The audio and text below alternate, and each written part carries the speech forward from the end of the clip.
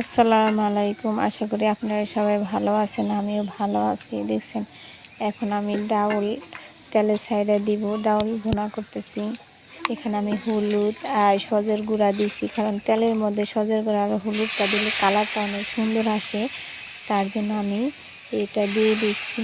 এখন আমি পুরো ডালটাই এখন দিয়ে দিব কড়াইতে, তারপর জানি কালারটা অনেক সুন্দর আসে। দেখছেন এখন আমি পুরোটাই ঢেলে দিছি, তাই এই ডালের কালারটা সুন্দর হয়। কালার ভালো হলে খেতে অনেক ভালো লাগে। দেখছেন এখন আমি আমার ছেলের জন্য, তাসিনের জন্য মাংস রান্না করব। কারণ এই জায়গায় হলুদ, একটা কাঁচা লঙ্কা আর সজের গুঁড়া হলুদের ফাঁকি দিছি, কারণ ওর মুখে ঘা উঠছে, তো ঝাল একদম খেতে পারে না।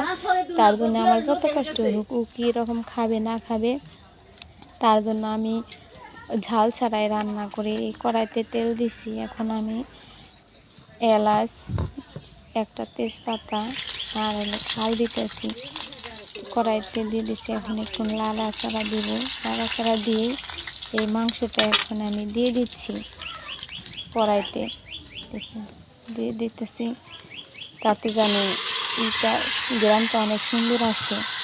দেখছেন এখন আমার মাংসটা ঢেলে দিলাম, এখন নাড়াচাড়া দিয়ে এর তেল একটু উপনিশ করতে হবে, তাই আমি তেলটা ঢেলে দিয়ে উপনিশ করতেছি, কারণ তাতে জানি সমস্ত মশলা তেলের সাথে ভাজা ভাজা হয়। দেখছেন এরকম করে আমি তাসিনের জন্য এক্সট্রা রান্না করি, তাতে যেন ও অনেক পছন্দ করে।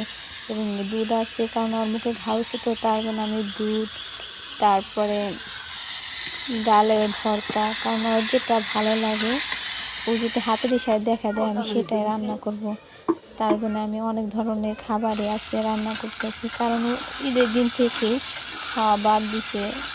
বুঝলি তো, মায়ের মন, সন্তান যদি না খায় তাহলে মায়ের কতটুকু কষ্ট লাগে। ঠিক তেমনি আমার ছেলে অসুস্থ, আমি আর চাওয়া পাওয়াগুলো আমি ও যদি না খায় তাহলে আমার অনেক খারাপ লাগে, কারণ ও তো আমার উপরে নির্ভরশীল।